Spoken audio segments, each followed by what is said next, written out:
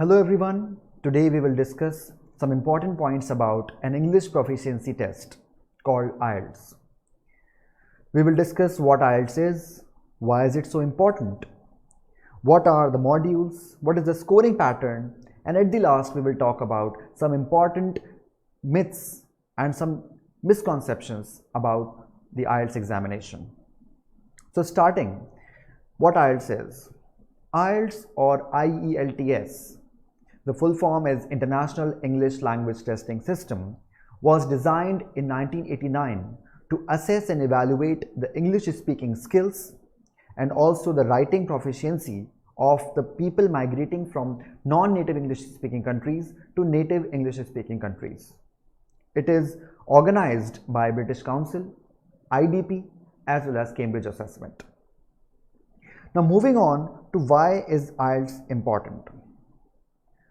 IELTS is important if any person is willing to pursue higher education abroad or pursue job opportunities as well as for migration purposes.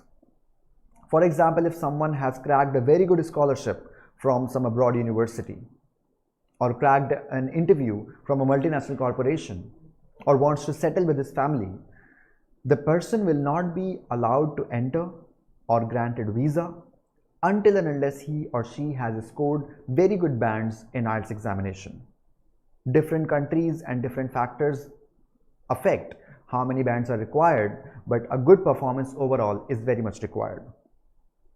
So people from non-native English speaking countries, for example, India, China, Philippines, while moving to native English speaking countries, for example, in Australia, UK or Canada, have to fulfill these requirements and score good bands in IELTS if they wish to granted visa in these countries.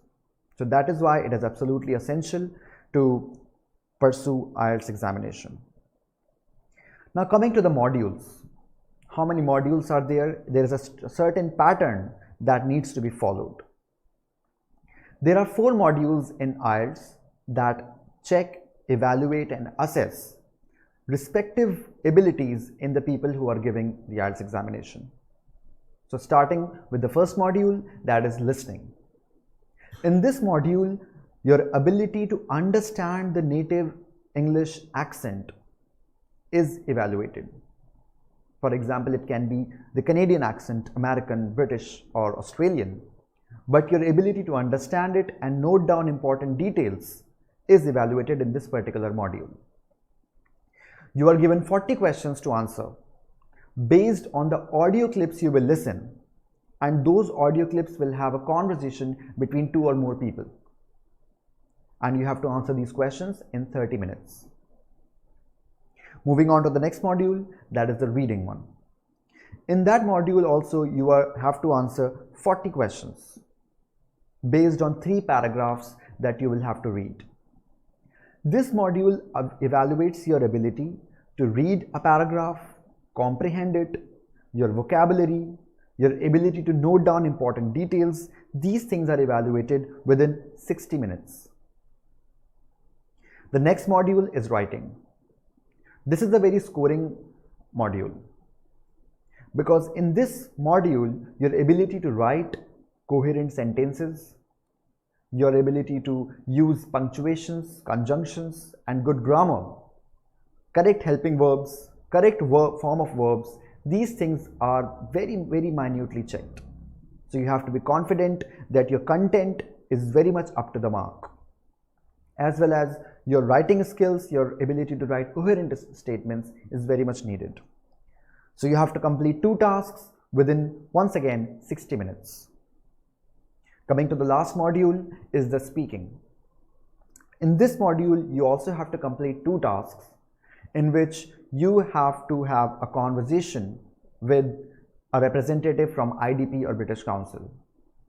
That conversation can be about a particular topic or it can be sort of an interview-based interaction with the representative. Your pronunciation, your fluency, your confidence, all these things are evaluated separately by the representative and also the evaluators at the British Council or the IDP or the Cambridge Assessment. So the total time taken is 30 minutes plus 60 minutes, plus 60 minutes, plus 15 minutes. So the total time for one IELTS examination in one go taken together is 2 hours and 45 minutes. So these certain patterns and rules and regulations are to be kept in mind. Now, the scoring pattern needs to be discussed, and it is somewhat confusing, so please you have to pay close attention to how the scoring of IELTS examination is done. We have discussed how there are 4 modules in the IELTS. So you have to score good bands separately in all the 4 modules, that is listening, reading, writing and speaking. The total bands are 9. So you have to score good bands out of 9 in all the 4 modules respectively. Now the total bands is taken as the sum of bands you have scored individually divided by 4, or in mathematical language, the average of the 4 bands. So for example, you have scored 6 bands in listening, 8 bands in reading, and 7 bands in writing, 7 bands in speaking. So your total would be 28 divided by 4.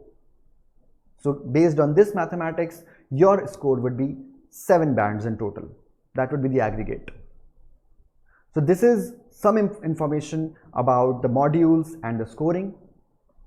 And at the last, it is important to know a very common misconception about IELTS, that IELTS is only about your English proficiency skills.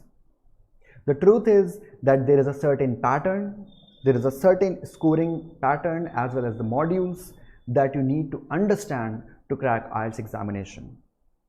There are certain tips and techniques that you should be aware of in order to get good score. So the best method to approach it is to get those tips and techniques from a certified trainer and take lots and lots of mock tests in the controlled environment in order to get used to that atmosphere of the IELTS center. So for the first time in Aligarh, I will be sharing my experiences of how I scored 8.5 bands in IELTS and how you can too. Thank you.